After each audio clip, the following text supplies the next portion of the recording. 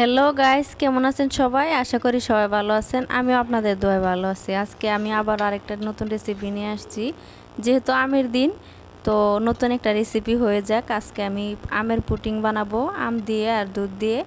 তো এখানে আমি দুইটা আম নিয়ে নিছি পুডিংটা বানানোর জন্য। তো এই যে আম দুইটা আমি কেটে নিব, কেটে তারপরে আমি ব্লেন্ডারে ব্লেন্ড করে নিব।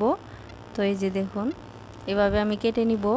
আর ভিডিওর প্রথমে বলে দিচ্ছি যে আপুরা ভাইয়ারা নতুন আমার ভিডিওটি দেখছেন, প্লিজ আমার চ্যানেলটা একটা সাবস্ক্রাইব করবেন, আমার ফেসবুক পেজটি অবশ্যই ফলো করে আসবেন। আর যারা করছেন অবশ্যই তাদেরকে অসংখ্য ধন্যবাদ।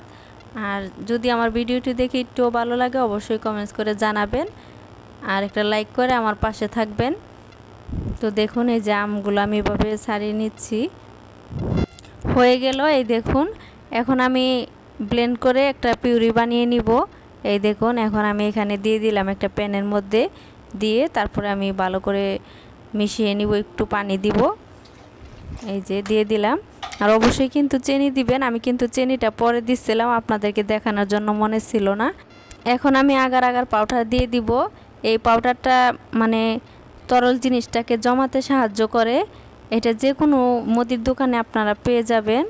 এই যে আমি এখানে 1 চামচের মতো দিয়ে দিলাম, দিয়ে তারপরে ভালো করে মিশিয়ে নিব। অবশ্যই কিন্তু যারা নতুন আছেন, যারা এটা ব্যবহার করতে জানেন না, কখনোই কিন্তু চুলায় দিয়ে তারপরে এটা দিতে যাবেন না, তাহলে কিন্তু দলা পাকিয়ে যাবে, কখনোই কিন্তু মিশবে না, আর আপনার কিন্তু পুডিংটা জমবে না।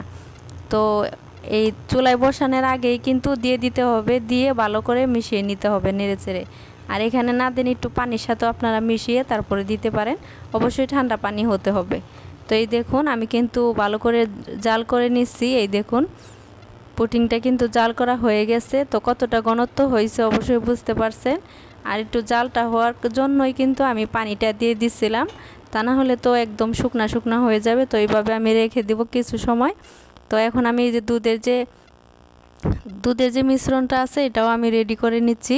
এখানে আমি 1/2 লিটার লিকুইড দুধ নিয়ে নিচ্ছি, তারপরে আমি চিনি দিয়ে দিব। আর এখানে আমি আগার আগার পাউডারটাও দিয়ে দিছি, চিনিও দিয়ে দিছি, দিয়ে তারপরে যে ভালো করে নেড়ে ছেড়ে একটু রান্না করে নিলাম। আর কতটা ঘন হয়েছে তো দেখছেন। ভিডিওটা কিন্তু আমার এমনিতে অনেক বড় হয়ে গেছে, তো আমি ভালোভাবে দেখাতে পারিনি। এই দেখুন কতটা ঘন হয়েছে। আর একটু গরম গরম থাকতে থাকতেই দিতে হবে। তো সাইড দিয়ে একটু আমি ফাঁকা করে দিচ্ছি যাতে পুরাটা মিশে যায়। তো এই দেখুন, এভাবে আমি 2 ঘন্টা রেখে দিছিলাম নর্মাল ফ্রিজে, তারপরে বের করে নিচ্ছি। আর এখন দেখুন পুডিংটা কীরকম হয়েছে। আর বাচ্চারা কিন্তু খেতে খুবই পছন্দ করবে, যে কেউ খেতে পারবেন, যে কোনো সময় একটা মেহমান আসলো যে কোনো সময় বানিয়ে দিতে পারবেন। এই পুডিংটা কিন্তু সবাই পছন্দ করবে। এই দেখুন কীরকম হয়েছে, খেতে কিন্তু অসম্ভব মজাদার।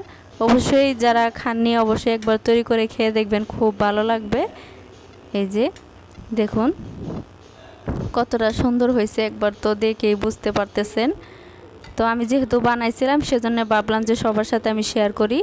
তো আমি খেয়ে দেখাচ্ছি, খুবই স্বাদ হয়েছে, মানে খুব মজা হয়েছে। সবাই ভালো থাকবেন, সুস্থ থাকবেন। আজকে এই পর্যন্ত, আল্লাহ হাফেজ।